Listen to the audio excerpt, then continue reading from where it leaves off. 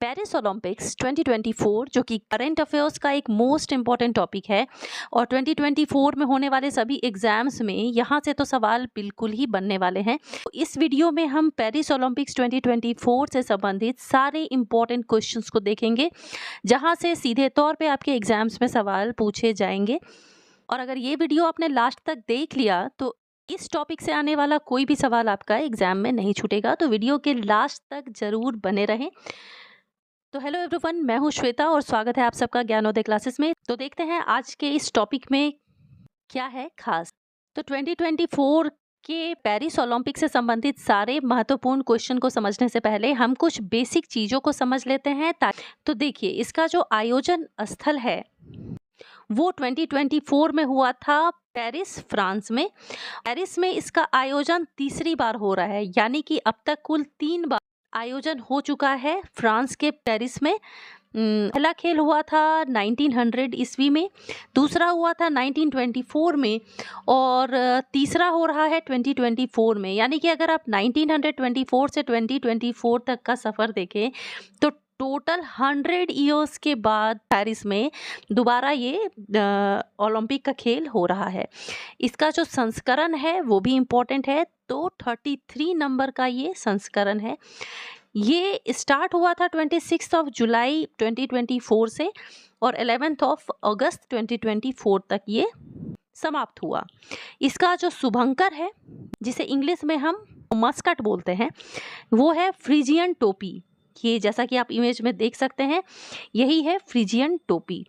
इसका जो आदर्श वाक्य है वो है गेम्स वाइड ओपन। इसमें जो कुल इवेंट्स हुआ इस ओलंपिक में वो हुआ टोटल 329 और इसमें देखें तो पूरे वर्ल्ड से टोटल कितने खिलाड़ी शामिल हुए थे तो 10,500 अप्रॉक्सीमेटली इसमें खिलाड़ी शामिल हुए थे। अब देखें अगर भारत से कुल कितने खिलाड़ी थे तो भारत से कुल 117 खिलाड़ी थे। कुल खेल कितने थे इसमें तो इसमें कुल 32 खेल शामिल थे। अब यहाँ पर एक इम्पॉर्टेंट पॉइंट है, पेरिस ओलंपिक 2024 में 4 नए खेलों को शामिल किया गया है। पहला है सर्फिंग, दूसरा है ब्रेकिंग, सपोर्ट ग्लाइडिंग और स्केट बोर्डिंग। तो ये 4 नए खेल हैं जिसे पेरिस ओलंपिक्स 2024 में शामिल किया गया है। इसके बाद हम देखते हैं कि टॉप पर कौन कौन से कंट्रीज हैं। देखिए, भारत का इस बार का अगर हम देखें तो भारत का जो परफॉर्मेंस है वो इस बार बिल्कुल ही खराब रहा, अच्छा नहीं रहा, क्योंकि भारत है इस बार 74 नंबर के पोजीशन पे। तो अब देखते हैं टॉप पर कौन सा देश है और इसके साथ में हम ये भी देखेंगे कि किस देश ने कितना गोल्ड हासिल किया है।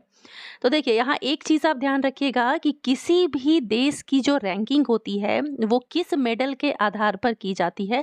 तो वो किया जाता है किस देश ने कितना गोल्ड जीता, इस बेसिस पर रैंकिंग होती है। लेकिन यहाँ जैसे कि आप देख सकते हैं कुछ कन्फ्यूज़न आपको ज़रूर होगा, जिसे मैं यहाँ पर कोशिश करूँगी कि क्लियर कर दूँ। सबसे पहले हम देखते हैं टॉप पर है यूनाइटेड स्टेट्स ऑफ अमेरिका। देखिए, यूनाइटेड स्टेट्स ऑफ अमेरिका ने कुल 126 मेडल जीता है और इसमें गोल्ड जीता है 40, सिल्वर जीता है 44 और ब्रॉन्ज मेडल जीता है 42। चाइना का देखें तो चाइना ने भी 40 गोल्ड जीता है। तो फिर यहाँ आप कंफ्यूज तो हो रहे होंगे कि यूनाइटेड स्टेट्स का भी 40 गोल्ड है और चाइना का भी 40 गोल्ड है। तो इस तरह के सिचुएशन में जब 2 कंट्रीज़ का गोल्ड सेम हो जाता है, उस समय फिर किस देश ने कितना सिल्वर मेडल जीता, फिर इस बेसिस पे उस देश की रैंकिंग होती है। तो यहाँ देखिए, यूएसए जो है उसने 40 गोल्ड जीता है और सिल्वर जीता है 44 और चाइना ने 40 गोल्ड जीता है और सिल्वर जीता है 27। तो इस प्रकार से देशों की रैंकिंग होती है। तो इस हिसाब से United states of America top पर है, सेकंड पर है चाइना। चाइना ने कुल 91 मेडल जीता है और थर्ड पर है जापान। जापान ने 20 गोल्ड जीता है, 12 सिल्वर जीता है और 13 ब्रॉन्ज जीता है। टोटल 45 मेडल हैं। फोर्थ नंबर पर है ऑस्ट्रेलिया, 18 गोल्ड, 19 सिल्वर, 16 ब्रॉन्ज और टोटल मेडल है 53।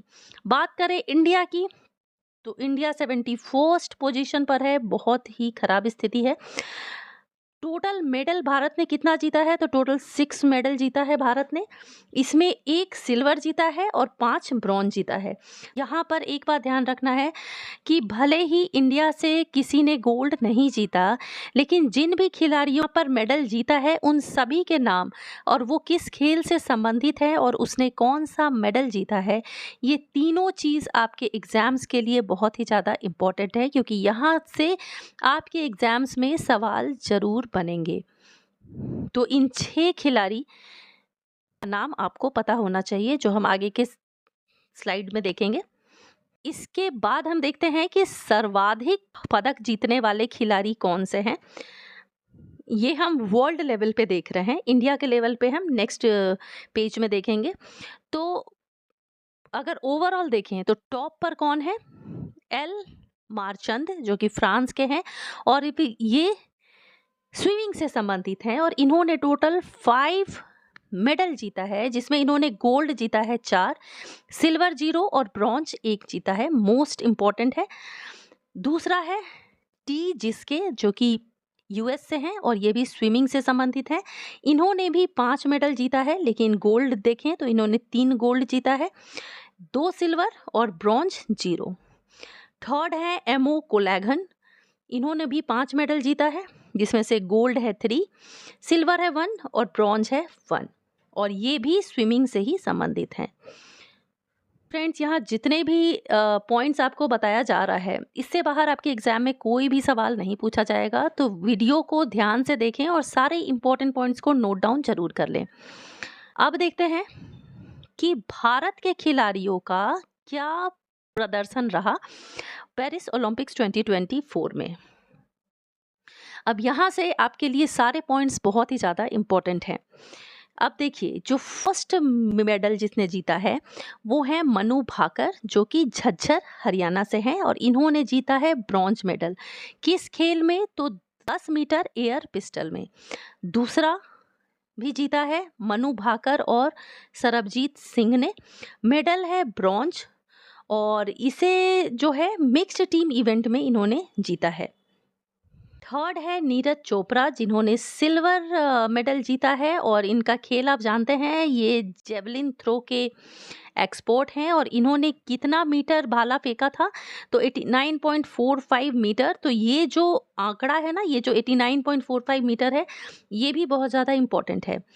नेक्स्ट है स्वप्निल कासाले, जो कि कोल्हापुर महाराष्ट्र के हैं। यहाँ देखिए नीरज चोपड़ा, ये भी हरियाणा से ही बिलोंग करते हैं।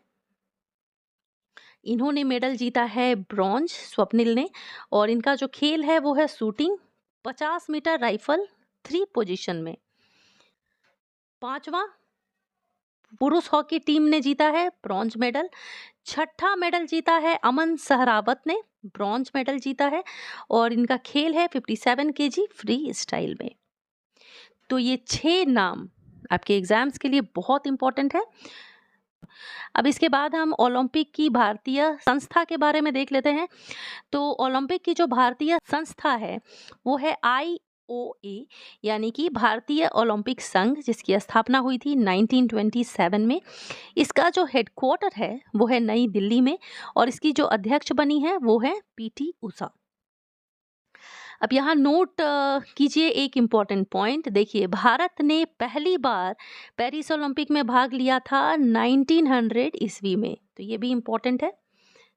इसके बाद हम ओलंपिक खेलों का इतिहास जान लेते हैं। तो देखिए, पहला ओलंपिक खेल जो हुआ था ये हुआ था 1896 ईस्वी में, स्थान एथेंस में। आयोजन इसका होता एवरी 4 ईयर पर, यानी 1896 से हर 4 साल बाद ही ओलंपिक खेल होता है। आधुनिक ओलंपिक के जनक किसे कहा जाता है तो पियरे डे कुबर्टिन को आधुनिक ओलंपिक का जनक कहा जाता है।